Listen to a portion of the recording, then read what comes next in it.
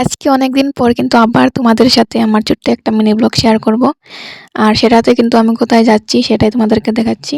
ভিডিওটা সম্পূর্ণ দেখলে কিন্তু বুঝতে পারবা যে আমরা কই যাচ্ছি বা কিসের জন্য যাওয়া হচ্ছে। আর ফাইনালি কিন্তু আমরা সেই জায়গাটায় পৌঁছে গেছি। আর দেখতেই পারছো এখানে কি সুন্দর সবজি ক্ষেত লাগিয়েছে মানুষে। আর আর আমাদের সাথে সাথে কিন্তু অনেক মানুষ ছিল, তোমরা দেখতে পারছো এখানে।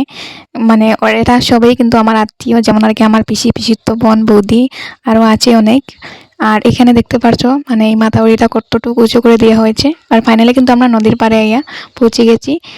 আর এই নদীতে আসার কারণটা হচ্ছে যে আজকে কিন্তু নদীতে গঙ্গা পুজো দেওয়া হবে, তাই সবাই এসেছে।